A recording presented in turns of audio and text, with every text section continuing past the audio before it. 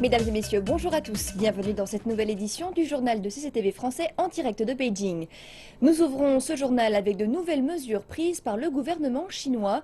Hier dimanche, l'Assemblée législative suprême de Chine a adopté la première loi antiterroriste afin de contribuer au maintien de la sécurité mondiale. Dimanche après-midi, les députés ont entériné le projet de loi après la session plénière bimensuelle du comité permanent de l'Assemblée populaire nationale. Des 158 législateurs présents, 157 ont voté en faveur de la loi. Une modification a toutefois été apportée, une définition plus large du terme terrorisme et l'introduction d'une clause qui condamne la fabrication et la diffusion d'informations concernant des incidents terroristes fabriqués de toutes pièces. Seuls les médias seront autorisés à communiquer les détails personnels des travailleurs, des otages ou les activités des autorités sur les lieux des incidents. Pour ce faire, il sera nécessaire d'obtenir l'autorisation des autorités qui luttent contre le terrorisme. Les députés chinois ont également adopté dimanche une décision historique permettant à tous les couples d'avoir 2 enfants. La loi révisée entrera en vigueur dès le 1er janvier 2016. Il s'agit d'une révolution majeure de la politique chinoise de planning familial. La première version du texte à l'étude établit que les couples ayant 2 enfants pourraient bénéficier d'un congé de maternité plus long. Certains couples pourraient même avoir plus de 2 enfants s'ils remplissent les critères d'éligibilité. Mais la question reste de savoir si la politique des 2 enfants pourrait s'appliquer aux familles à enfants uniques. Le professeur Teng Gongcheng étudie le système de sécurité sociale chinois et les politiques de planning familial depuis de nombreuses années. Il estime que cette nouvelle réglementation peut aider la Chine à résoudre son problème de population vieillissante. Mais cela ne devrait être qu'un début, car selon lui, d'autres mesures seront bientôt nécessaires. Je pense que le gouvernement devrait prendre plus de mesures qui soulageraient les parents de la pression qui accompagne la venue d'un enfant. C'est le cas en particulier pour les générations post-années 80 et 90, dont l'envie de fonder une famille est plutôt faible. Nous devrions fournir plus de subventions et de soutien via notre système social. La loi actuelle prévoit que les couples mariés tardivement et ayant attendu pour avoir des enfants se voient accorder des congés de maternité et de mariage allongés. Un autre article prévoit que ceux ayant choisi de n'avoir qu'un enfant reçoivent des aides sociales. Ces dispositions ont été supprimées dans le nouveau texte. Toutefois, celui-ci n'affectera pas les prestations sociales perçues par les générations précédentes qui ont appliqué l'ancienne loi de planning familial. Il en va des parents d'un enfant unique ou des parents dont l'enfant unique est né handicapé ou est décédé. Les législateurs veillent à la cohérence des régimes établis par les 2 textes. Nous souhaitons opérer une transition douce entre la politique de l'enfant unique et la nouvelle loi. Par exemple, les subventions aux familles ayant un enfant unique doivent continuer d'être perçues et nous devons leur apporter plus d'assistance. Les experts estiment que la politique autorisant la venue d'un second enfant affectera environ 100 millions de familles à travers tout le pays. Ce changement permettrait d'ajouter 30 millions de personnes à la population active d'ici 2050 et de faire baisser la proportion de la population âgée en Chine de 2%. Les législateurs en appellent à plus de coordination afin de suivre cette nouvelle politique de planning familial. Dimanche également, les candidats à l'élection du prochain dirigeant taïwanais ont participé à leur premier débat télévisé. Eric Chu, issu du Kuomintang, Tsai Ing-wen du Parti progressiste démocratique et James Soong du Parti pour le peuple ont exposé leur vue politique sur les sujets les plus importants. Au cours des dernières années, les relations entre les 3 se sont constamment développées. Nous avons nettement amélioré la situation qui a évolué de l'hostilité de l'ancienne génération à l'état actuel de paix et de stabilité. Je promets de porter les relations entre les 3 au stade de coopération et de bénéfices mutuels. Je pense que Taïwan va étendre son rôle international si nous suivons les principes de confiance mutuelle, de respect et du consensus de 1992.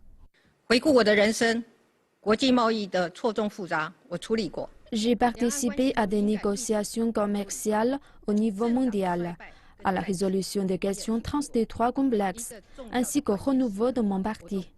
Chaque fois, j'ai trouvé une solution au problème. Maintenant, mon équipe est prête.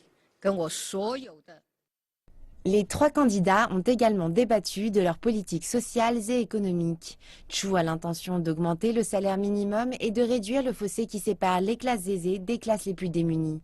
Tsai a promis de soutenir les gens ordinaires de Taïwan.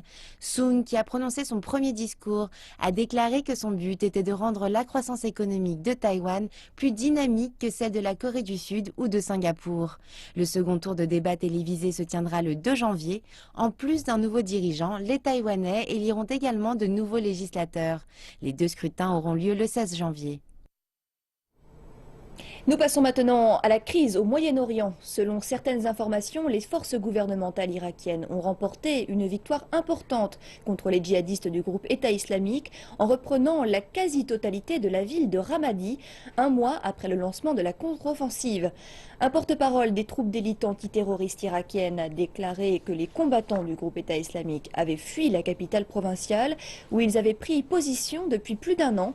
Les soldats sont actuellement en pleine opération de déminage des zones piégées, les mines étant disséminées à travers toute la ville. La dernière phase de l'offensive pour la reprise de Ramadi avait commencé jeudi dernier avec l'avancée progressive des forces gouvernementales soutenues par les frappes aériennes américaines. L'offensive avait donc commencé au début du mois de décembre, au moment où l'armée irakienne avait réussi à repousser le groupe État islamique vers la banlieue lointaine de Ramadi. La mission de reprise de la partie urbaine de la ville a quant à elle été lancée le 22 décembre dernier. Et malgré la défense désespérée des djihadistes, le groupe d'élite antiterroriste irakienne ont progressivement réalisé des percées significatives avec l'aide des frappes aériennes américaines. Elles ont permis de faire exploser avant le passage des troupes sur le terrain les charges explosives disséminées un peu partout à l'intérieur de la ville par les djihadistes. La reprise de Ramadi a une signification symbolique. La capitale provinciale de la vallée fertile de l'Euphrate est à seulement 2 heures de voiture à l'ouest de Bagdad. La ville est également un point de passage stratégique sur la route faisant la jonction entre Bagdad, la Syrie et la Jordanie. Ramadi est par ailleurs l'une des 3 aires identifiées comme le cœur des 3 principaux objectifs de l'armée américaine dans le combat contre le groupe État islamique. Le secrétaire américain à la Défense, Ashton Carter, avait présenté le plan de reprise devant le Congrès au mois d'octobre dernier. Les 2 autres aires sont les raids menés par les forces d'opération spéciales et Raqqa, la capitale de facto du groupe extrémiste en Syrie. La prise de Ramadi au mois de mai avait été considérée comme une perte désastreuse. Depuis le début du mois de novembre dernier, au moment du lancement de l'opération spéciale pour la reprise de Ramadi, la coalition n'avait réussi que de très faibles percées. La BBC avait déclaré que la raison principale de la progression limitée était due à la décision du gouvernement qui avait choisi de ne pas utiliser la puissante force paramilitaire chiite afin d'éviter la montée des tensions entre les différentes communautés du pays. Mais pour le moment, un porte-parole de la coalition a déclaré que cette dernière était sur le point de reprendre Ramadi, doucement mais sûrement, faisant d'une reprise totale de la ville une réalité imminente. Si la coalition reprend le contrôle total de Ramadi, il s'agira alors d'un tournant majeur pour les forces armées irakiennes, alors que le groupe État islamique était présent sur près du tiers du territoire irakien en 2014. International toujours, la Turquie a récemment fait l'objet de cyberattaques, les pires qu'ait jamais connues le pays. Même s'il est difficile d'estimer les dégâts, des milliers de personnes ont été affectées alors que la nation renforce ses précautions. Depuis début décembre, la Turquie a fait l'objet de cyberattaques et elle ne s'en est toujours pas remise.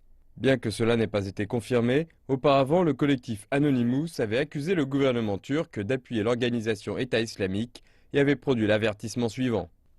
Cher gouvernement de la Turquie, si vous ne cessez pas de soutenir l'organisation État islamique, nous continuerons à attaquer votre Internet, vos serveurs racines de DNS, vos banques et nous fermerons vos sites gouvernementaux. La vidéo a depuis été retirée de la chaîne du groupe sur YouTube. Pendant plusieurs jours, il était difficile d'accéder à des sites Internet dont les noms de domaine finissent par TR, ce qui signifie les institutions gouvernementales, les écoles, les entreprises locales, l'armée turque et particulièrement les banques. Des milliers de clients en ligne des banques ont été affectés. Le gouvernement turc a rassuré ses concitoyens en leur disant que l'attaque était maîtrisée. Nous avons pris les précautions nécessaires pour cette attaque. En raison de ces efforts, jusqu'à présent, les effets de l'attaque ont été minimisés et neutralisés pour la plupart. Cependant, certains experts en cybersécurité pensent qu'on doit en faire davantage pour empêcher des menaces plus grandes. Il y a un besoin important de coordination entre les institutions publiques et privées. Et mis à part l'augmentation de ses capacités techniques, la Turquie a besoin d'une approche multidisciplinaire qui intègre la guerre psychologique, la sécurité des technologies de l'information, le terrorisme, les relations internationales et les luttes non orthodoxes. Jusqu'à présent, les effets ont été limités. Les citoyens n'ont pas pu faire de transactions bancaires en ligne et les banques ont subi des dommages économiques. Cependant, si comme l'a promis Anonymous, les actifs de l'armée turque et les aéroports sont visés lors de la prochaine attaque possible, cela pourrait constituer une menace à la sécurité nationale de la Turquie avec des conséquences beaucoup plus graves. En Afrique maintenant, l'armée de l'air égyptienne va acquérir des systèmes de défense antimissiles russes dans le cadre de la politique de montée en gamme de ses capacités militaires. Celle-ci est menée depuis l'accession au pouvoir du président Al-Sisi. Le système de défense russe est inclus dans un contrat de 5 milliards de dollars de matériel militaire signé cette année. L'Égypte combat des groupes affiliés à Daesh dans le nord du Sinaï et le président égyptien Abdel Fattah al-Sisi estime que c'est toute la région qui est en danger. Les éléments dans le Sinaï sont des extrémistes djihadistes tels que Ansar Bayt al-Maqdis. Nous les combattons dans le Sinaï et nous faisons cela bien. Depuis plus de 2 ans, j'avertis que la région glisse dans les dangers de l'extrémisme et du terrorisme. Cela n'était pas évident pour beaucoup de gens à l'époque et personne n'y a prêté beaucoup d'attention. Depuis sa prise de fonction en 2013, Al-Sisi a modifié les relations militaires de l'Égypte. Certains pays, après la révolution du 30 juin, ont tenté de réduire les pouvoirs de l'Égypte en interdisant à l'Égypte de recevoir des armes. L'Égypte a donc diversifié ses sources plutôt que de dépendre d'un État, de l'Occident, qui peut contrôler ou refuser les ventes d'armes à l'Égypte. L'Égypte a un budget de la défense très élevé, qui va au-delà de la simple lutte contre le terrorisme au Sinaï. Si nous regardons au Moyen-Orient, nous nous apercevons que c'est bien le conflit et des menaces venant de plusieurs zones stratégiques. Et il y a des terroristes non seulement dans le Sinaï, mais également dans les frontières ouest de la Libye. Ils ont le groupe État islamique ici. Et il existe des menaces venant de plusieurs autres pays de la région, autour de nous également. Après que des tireurs et des kamikazes ont tué 130 personnes lors des attaques du 13 novembre à Paris, une controverse fait maintenant rage en France. Elle concerne le plan du gouvernement français de déchoir de leur nationalité française les binationaux impliqués dans des affaires de terrorisme. Cette décision pourrait avoir un impact sur de nombreux citoyens originaires d'Afrique de l'Ouest possédant la double nationalité. Des Sénégalais nous ont donné leur avis sur cette nouvelle mesure. La France se souvienne. En 1914, lorsqu'il fallait venir en Afrique et prendre des tirailleurs sénégalais, solliciter même les tirailleurs sénégalais, que la France se souvienne lors de la Seconde Guerre mondiale. Nous étions là-bas à défendre la Marianne. Je pense qu'il est inadmissible aujourd'hui qu'ils ne veulent pas de ces Africains. Ici en Afrique, nous accueillons cette décision impopulaire et nous disons non à la France. Et nous disons non à la France et nous disons non à la Marianne. Nous ne sommes pas d'accord avec cette décision et je crois que on va les suivre et voir ce que ça, en fait sera la suite. C'est une mesure qui n'est pas du tout admissible. Dans la mesure où ce sont des gens qui sont, la plupart d'entre eux sont nés en France ou bien ce sont des enfants immigrés. Donc ils ont acquis la nationalité française. Actuellement on ne peut pas leur interdire, on ne peut pas leur retirer cette nationalité sous prétexte qu'on est en train de combattre le terrorisme. C'est une question qui ne peut pas du tout régler le terrorisme, mais ça entraînera une radicalisation, mais aussi une rancune et une rancœur. Pour moi, la décision, c'est pas normal, c'est une fausse décision. La France, il aurait pensé avant de prendre cette décision-là, parce que c'est grâce aux Africains, les Marocains, les Tunisiens, les Libyens et tous les Africains, grâce à eux, que la France a été libérée. Et c'est grâce à eux que la France a été reconstruite après la guerre du monde. La guerre mondiale. Pour moi, c'est une fausse décision. Ça va nouer les relations entre la France et l'Afrique, toute l'Afrique, sans exception. Une récente décision prise par les autorités américaines pour protéger les lions africains en les plaçant sur la liste des espèces animales en danger a suscité un optimisme prudent de la part des défenseurs de la nature en Afrique du Sud.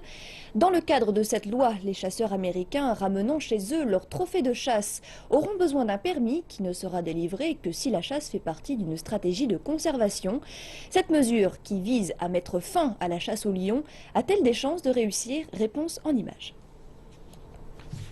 Le secteur sud-africain de la chasse au lion est dans le collimateur du gouvernement américain qui a fait adopter de nouvelles législations plaçant les lions africains sur la liste des espèces en danger. Cette loi interdit l'importation de trophées de lions aux États-Unis, ce qui pourrait potentiellement étouffer le marché sud-africain de la chasse au lion en enclos, qui voit de riches chasseurs américains payer jusqu'à 75 000 $ pour pouvoir tuer un lion. Cette décision a été saluée avec un optimisme prudent. C'est un bon geste vraiment, mais il reste à voir si cela va véritablement fonctionner. C'est une législation très large, elle protège les lions d'une région spécifique et a certaines règles. Mais elle peut être tordue, détournée, et c'est cela qui nous inquiète. On compte plus de 8 000 lions élevés en captivité dans 200 installations de chasse en enclos en Afrique du Sud, attendant le même destin funeste que Cécile le lion. Mais bien que la législation décourage efficacement les riches chasseurs américains de prendre part à des chasses locales aux lions dans des enclos, la législation sud-africaine a elle aussi également besoin d'être en adéquation afin de lutter contre ce problème. Il y a de possibles failles dans le document qui peuvent être exploitées et c'est cela qui nous inquiète, comme l'élevage des lions pour la chasse en enclos. C'est une bonne chose que cela s'arrête et les personnes compétentes et les gouvernements responsables devront agir de manière efficace. Il existe un authentique consensus autour du fait que les jours de la chasse aux lions en enclos sont comptés. Une chasse condamnée par l'opinion publique. La nouvelle législation fait partie d'un mouvement plus large pour rendre une fois pour toutes cette pratique inhumaine hors la loi. Retour en Chine avec un événement culturel lors de la première demi-journée du festival de pêche sur glace dans la province du Jilin, dans le nord-est de la Chine. Les pêcheurs ont rapporté une prise exceptionnelle. Il est estimé que 25 000 kilos de poissons ont été pêchés dans le lac gelé, dans l'un des 4 grands filets. La première prise du jour pesait 17 kilos. Les pêcheurs, durant les 40 jours du festival, recherchent les plus gros poissons ou encore le roi du poisson parce qu'il incarnerait la bonne fortune. Il sera ensuite vendu aux enchères, comme le veut la tradition. La pêche sur glace au lac Chagan est une tradition qui remonte à peu près 1000 ans pour ces tribus de pêcheurs. Le fameux festival de la pêche hivernale au lac Chagan est actuellement en cours dans le Jilin. Il attire des milliers de touristes qui affluent dans la région tous les ans. Le gérant d'un restaurant local, Jiang Limin, a un nouvel aquarium où les poissons frais seront disposés durant les fêtes du Nouvel An. Les boissons frais sont vendus à un meilleur prix que les boissons surgelées. Le lac Chagan bénéficie d'une notoriété grandissante. Chaque année, il attire des milliers de touristes. Les poissons sont réputés pour être tendres, gras mais non huileux. Leur goût est unique et les clients en redemandent toujours plus. Ici, on sent le changement du boom économique et maisons rénovées aux personnes qui débordent de positivité. Chaque année, de fin décembre jusqu'au festival du printemps, se déroule une pêche sur glace de grande envergure au lac Chagan. Les cultures de pêche et de chasse sont restées vivantes au fil des siècles et ont apporté quelque chose d'unique à cette région. Les routes ont été élargies, les villages autour du lac sont plus accessibles. Je pense que la pêche n'est pas la seule activité qui attire les visiteurs au lac Chagan, mais aussi l'histoire et la culture locale. Les 20 derniers, plus de 100 millions de yuans ont été dépensés par les touristes dans la région du lac Chagan et on s'attend à ce que ce chiffre augmente cet hiver. C'est ainsi que s'achève ce journal. Merci de l'avoir suivi et n'oubliez pas que l'information continue sur notre site internet fr.cntv.cn. À très bientôt sur CCTV Français.